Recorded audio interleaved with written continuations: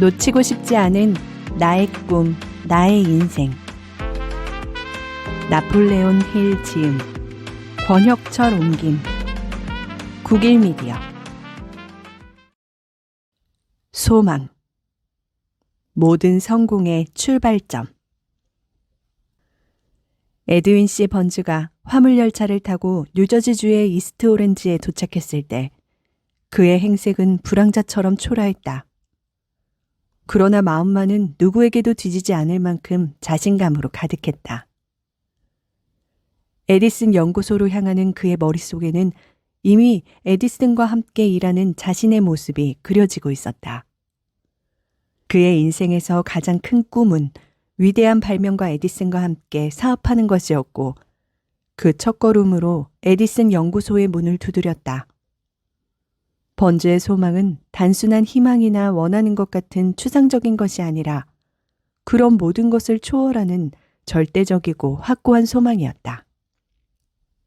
처음 번즈가 에디슨과 일하고 싶다는 생각을 했을 때 그것은 어쩌면 단순한 희망이었을 수도 있다. 하지만 그것을 계속해서 되뇌고 마음에 품은 채 역경을 뚫고 에디슨 앞에 섰을 때 그것은 더는 바람이 아니었다. 간절한 꿈이고 소망이었다. 그로부터 몇 년 지나지 않아 번즈는 어엿한 공동 경영자로서 에디슨 옆에 섰다. 그의 인생을 건 꿈과 소망이 실현된 것이다. 그는 모든 정력, 능력, 노력, 그리고 그 밖의 모든 것을 이 절대적인 소망에 쏟아부어 대성공을 거두었다. 오직 한 길만 바라면 이루어진다. 에디슨 연구소에서의 처음 5년 동안은 별다른 일이 없었다. 누가 보아도 번즈는 큰 회사를 이루는 작은 톱니바퀴 중 하나에 불과했다. 그러나 번즈는 처음 에디슨을 만났을 때부터 그와 동업하겠다는 생각을 잠시도 잊은 적이 없었다. 번즈는 공동 경영자가 되기 위해 철저한 계획을 세우고 있었다. 그 계획에는 퇴각을 위한 어떤 길도 마련하지 않았다. 이스트 오렌지에 처음 찾아왔을 때부터 그는 에디슨에게 일자리를 얻겠다는 소극적인 생각은 추호도 없었다. 그는 에디슨과 동업을 하기 위해 이스트 오렌지에 왔다고 몇 번이고 거듭 마음을 다졌다. 그래서 에디슨 연구소에서 소망이 무너졌을 때를 대비하여 따로 차선책을 마련해 두자는 생각은 조금도 하지 않았다. 단지 이 세상에서 성취하고 싶은 일은 단 한 가지며 그것만을 위해서 인생의 모든 것을 걸겠다고 단단히 결의했다.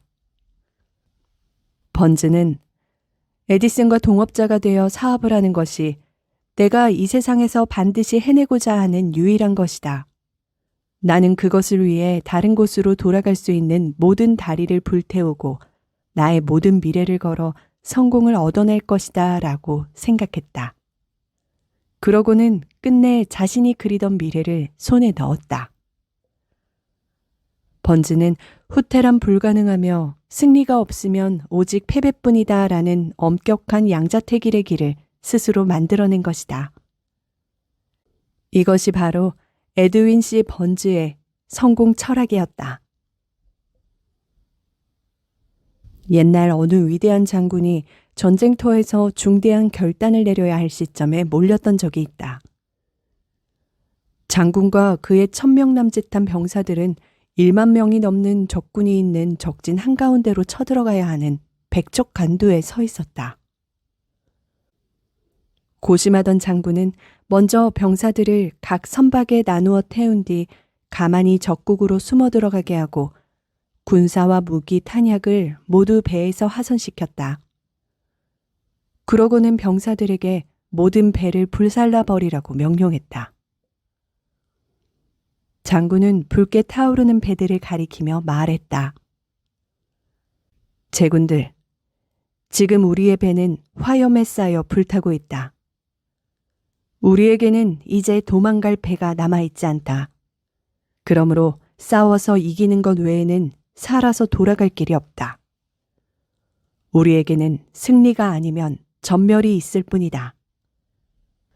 놀랍게도 그들은 이 싸움에서 승리했다.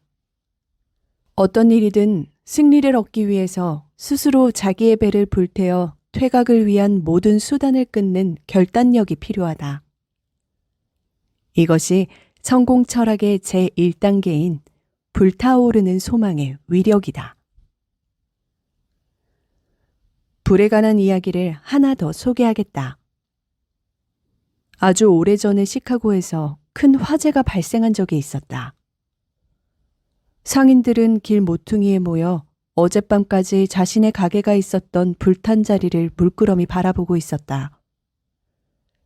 그들은 이곳에 다시 가게를 짓느냐 아니면 좀 더 장래성이 있는 다른 곳으로 옮겨가느냐를 의논하고 있었다.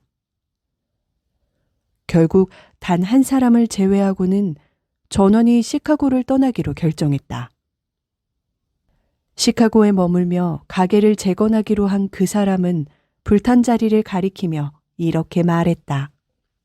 여러분, 앞으로 몇 번이고 불에 타 없어진다고 해도 나는 반드시 이 자리에 세계 최고의 가게를 재건할 것입니다. 이렇게 하여 세워진 건물은 오랜 시간이 흐른 지금도 불타오르는 소망을 상징하는 기념탑으로서 웅장하게 서 있다. 불탄 자리에 남았던 단 한 사람, 마셜 필드도 다른 사람과 마찬가지로 희망이 없어 보이는 그 땅을 버리는 일이 더 쉬웠을 것이다. 그러나 그는 왜 그렇게 하지 않았을까? 여기서 마셜 필드와 다른 상인들과의 차이점을 주의 깊게 살펴볼 필요가 있다. 그 차이야말로 한 사람을 성공으로 이끌어가느냐 아니면 실패로 끝나게 하느냐 하는 핵심이기 때문이다. 당신이 많은 부를 쌓고 싶다면 단지 갖고 싶다고 생각하는 것만으로는 돈이 손에 들어오지 않는다. 마음속으로부터 부자가 되고 싶다고 간절히 원하고 그 소원을 달성하기 위해 착실한 계획을 세운 다음 결코 타협을 허용하지 않는다는 결심 아래 계획을 실천해야 그 소망을 성취할 수 있다. 소망을 이루기 위한 6가지 원칙. 부자가 되고 싶다는 소망을 이루기 위해 반드시 지켜야 할 6가지 원칙을 소개하면 다음과 같다. 첫째, 바라는 돈의 금액을 명확히 한다. 단순히 많은 돈을 벌고 싶다라는 생각만으로는 안 된다. 둘째, 원하는 금액을 확정했다면 그것을 달성하는 정확한 날짜를 정한다. 셋째, 원하는 만큼의 돈을 얻기 위해 무엇을 할 것인가를 결정한다. 이 세상에 노력 없는 대가란 존재하지 않는다. 넷째, 돈을 얻기 위한 계획을 철저하게 세우고 설령 그 준비가 덜 되었더라도 상관하지 말고 즉시 행동으로 옮긴다. 다섯째, 위의 4가지 원칙, 얻고 싶은 돈의 금액, 기일, 그러기 위해 할 일, 철저한 계획을 종이에 상세히 적는다. 여섯째, 종이에 적은 원칙을 1일 2회, 잠자리에 들기 직전과 아침에 일어난 즉시 되도록 큰 소리로 읽는다. 이때 당신은 이미 그 돈을 가졌다고 생각하며 그렇게 믿는 것이 중요하다. 부자가 되기 위해서는 이 6가지 원칙을 정확하게 따라야 한다. 그 중에서도 6번째 원칙이 중요하다. 아직 가지고 있지도 않은 돈을 이미 손에 넣었다고 생각하는 것에 이의를 제기하는 사람이 있을지도 모른다. 그러나 이것이 바로 불타오르는 소망을 현실로 만들 수 있는가 없는가의 갈림길이 된다. 당신이 진심으로 돈을 원한다면 그 돈이 손에 들어왔을 때의 일을 상상하고 그렇게 될 것을 믿어야 한다. 마음의 움직임이 가지고 있는 위대한 힘을 아직 이해하지 못하는 사람 중에는 이 6가지 원칙을 우습게 생각하는 사람이 있을 것이다. 그러나 꼭 기억하라. 우리가 알고 있는 철강왕 앤드류 카네기는 이 6가지 원칙을 실행해 철공소의 노동자에서 세계적인 대부호가 되었다. 또 한 가지 알아두어야 할 것은 이 6가지 원칙은 단지 부를 얻는 것에 국한된 것이 아니고 다른 소망을 성취하는 데도 유용하다는 것이다. 이 원칙은 그다지 어려운 일이 아니며 어떤 희생이나 수준 높은 교육이 필요한 것도 아니다. 중요한 것은 소망이 반드시 이루어진다는 것을 굳게 믿고 성공의 문은 반드시 열린다는 상상력을 지니고 있어야 한다는 점이다. 실제로 많은 사람이 처음에는 꿈을 꾸고 무언가를 간절히 바라다가 그것이 이루어진다는 굳은 믿음 아래 계획을 세워 막대한 재산을 모았다. 지금 당장 부자가 되고 싶다는 명확하고 강렬한 소망과 반드시 부자가 될 것이라는 믿음만 있으면 당신도 성공할 수 있다. 포기하지 않는 자가 성공한다. 부를 원하는 사람은 우선 우리가 사는 이 세계가 끊임없이 변하고 있다는 사실을 알아야 한다. 새로운 지도자, 새로운 발명품, 새로운 텔레비전 프로그램, 새로운 영화 등이 계속 등장한다는 사실을 언제나 인식하고 있어야 한다. 이 발전된 모습의 이면에는 소용돌이치는 에너지가 있다. 바로 이것이 불타오르는 소망임을 관가해서는 안 된다. 세계적인 지도자로 존경받았던 사람들은 아직 볼 수도 만질 수도 없는 미래를 확신하는 힘을 가지고 있었다. 그래서 마천루를 세우고 도시를 건설하고 공장을 세우고 비행기와 자동차 등 인류 생활에 필요한 모든 것을 만들어낼 수 있었다. 이 변화무쌍한 세계에서 성공하고 싶다면 당신을 공상가라고 비웃는 사람들의 말에 동요되어서는 안 된다. 나태하고 병약한 비관주의자가 새로운 세계를 창조한다는 것은 있을 수 없는 일이다. 당신이 지금부터 하려고 하는 일이 올바른 것이며 그 시련이 멀지 않았음을 믿으면 당신은 이미 그 일을 완성한 것이다. 만일 실패하면 어떻게 할 것인가 하는 걱정은 무시해도 좋다. 그런 걱정을 하는 사람은 어떤 실패에도 그 이면에는 반드시 가치 있는 성공의 씨앗이 감추어져 있다는 사실을 모른다. 에디슨은 전등을 발명하기 전 수천 번 실패했지만 끝까지 포기하지 않았다.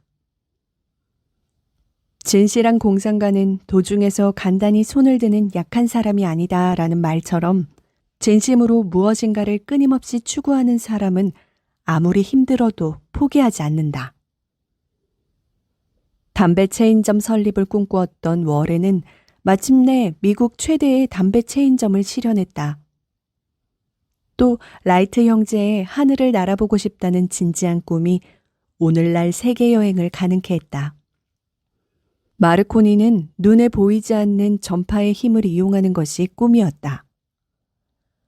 그 꿈이 오늘의 라디오와 텔레비전을 탄생시킨 것이다. 그러나 마르코니가 전선을 사용하지 않고 공중에 전파를 띄워 통신할 수 있다는 이론을 처음 발표했을 때 친구들은 그를 정신병원으로 데리고 갔다. 남들 눈에는 말도 안 되는 허무맹랑한 이야기였으나 그에게는 불타오르는 소망이 있고 마침내 꿈을 실현했다. 주의 깊게 살펴보면 지금도 아직 발견하지 못한 발명의 기회가 널려 있다는 것을 알 수 있을 것이다. 현실적이지 못하거나 실현 가능성이 없는 것을 완성하고 싶다는 소망을 가진 사람을 공상가라고 부른다.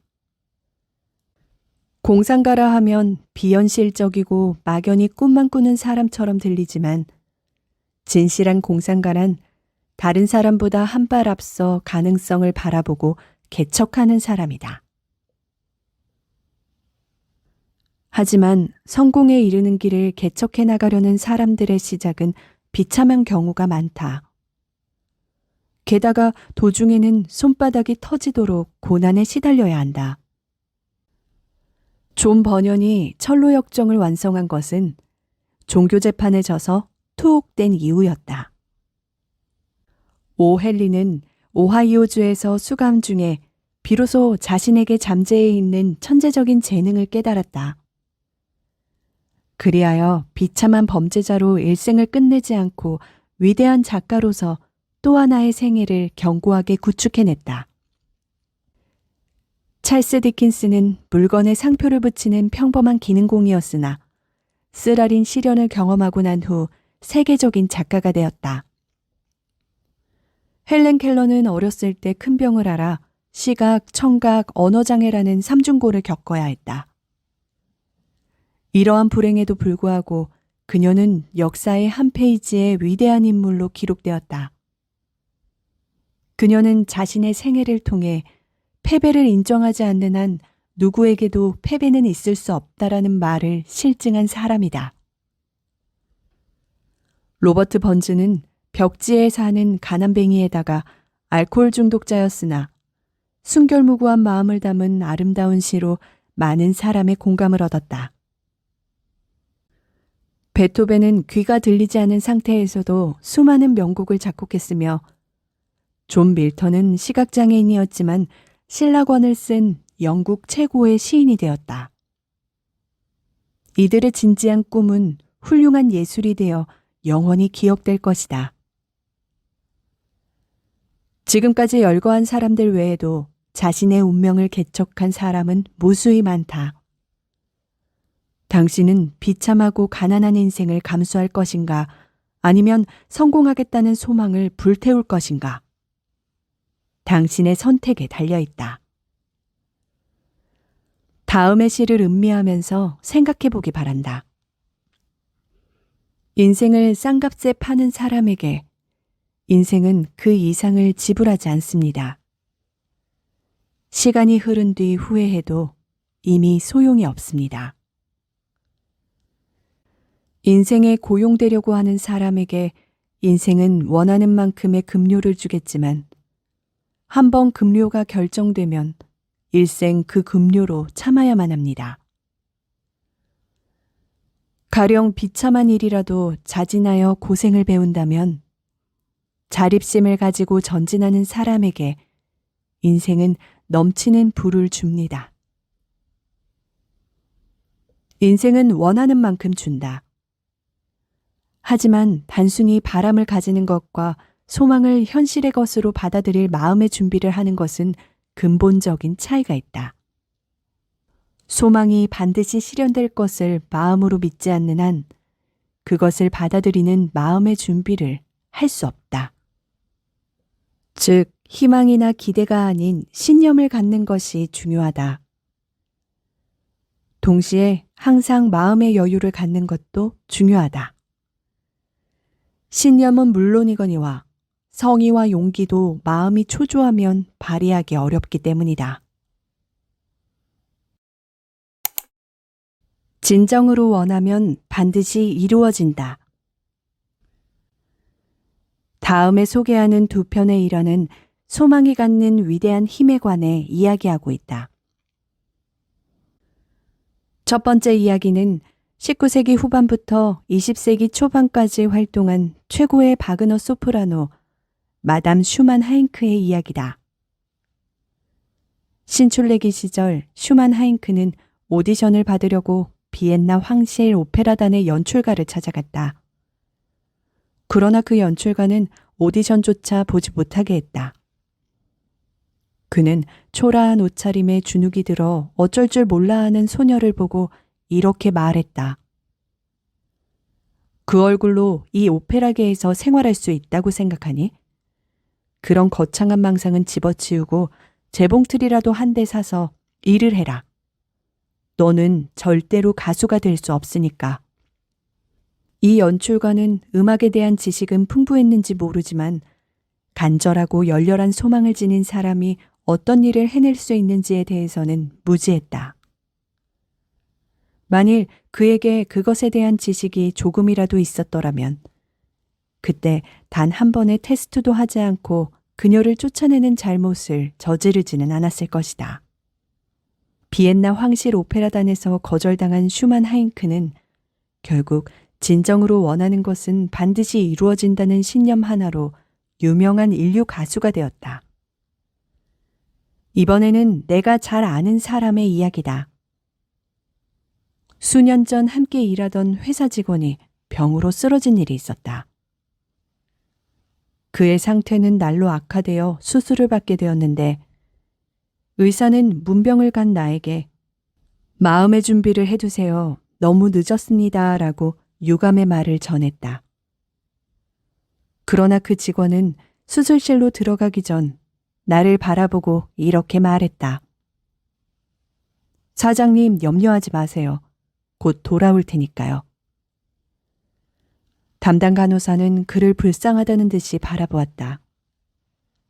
의사와 간호사는 그의 죽음을 생각하고 있었으나 환자 자신은 그런 생각을 조금도 하지 않았다.